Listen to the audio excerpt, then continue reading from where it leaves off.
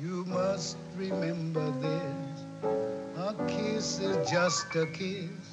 A sigh is just a sigh.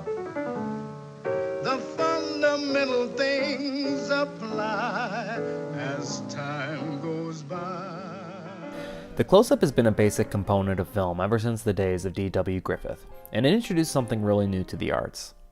A novel can tell you what someone has to say, a painting can capture their likeness, but only film can capture a living, breathing human face like this, and blow it up 100 times on the big screen for all the world to see. Naturally, the close-up is an actor's best friend. It's a tool that lets you communicate even the most minute facial expressions in perfect detail. All those sentiments that are too small for words can be captured by a talented actor into camera. The close-up is a tribute to nuance and all the wealth of personality in a simple human face.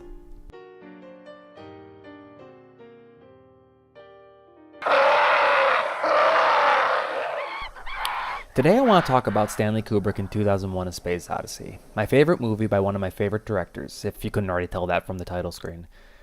2001 is legendary for its larger-than-life wide shots, spaceships, planets, stargates. But I want to go to the other end of the spectrum and show how Stanley Kubrick deconstructs the close-up in this movie.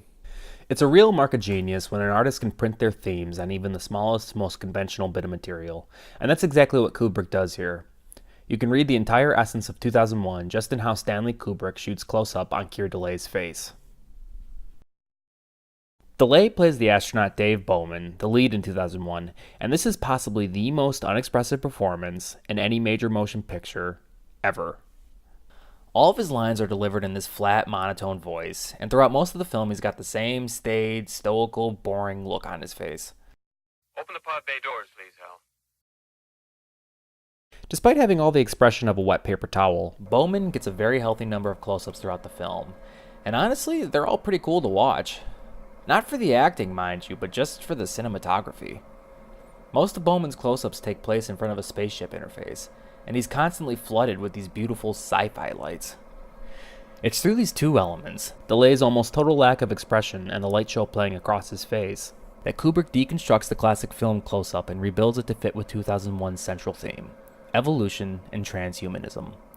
What 2001 really is a sci-fi interpretation of the Übermensch. It's all about showing how everything we recognize as human doesn't exist as an end in itself, but is merely a stage to be transcended in pursuit of something greater.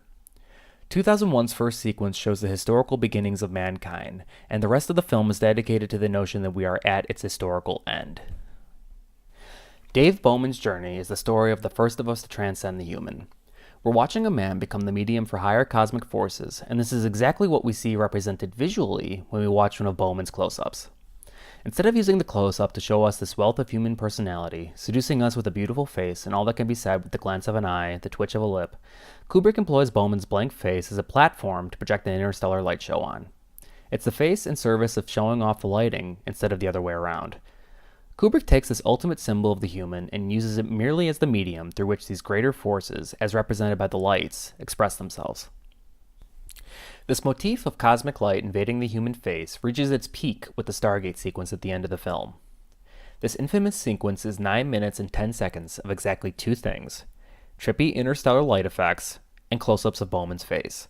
Now, to be fair, Dulley is giving a slightly more expressive performance here, but I think the point still stands. Bowman is still just a passive medium for the cool space lights. He's still just there to endure, take in, and ultimately reflect what they have to show him. This experience with the Stargate's light is ultimately what breaks him and forces him to grow beyond the human. I interpret the scene in that weird room afterwards as just a purely symbolic representation of this growth, of Bowman's transforming into something else. The Stargate is too much for a simple man to handle, so Bowman is forced to evolve beyond just a simple man. It's not the room, however, but the light itself, which represents the traumatic point of departure, that forces the change and embodies this transition. The point that I really want to stress is that all of this was foreshadowed. Nearly every close-up of Bowman's face was a miniature Stargate sequence. What made Stanley Kubrick such a great filmmaker wasn't that he tried to wrestle with these big themes, but that he found ways to represent those themes on the screen in a space as compact as a single, simple shot.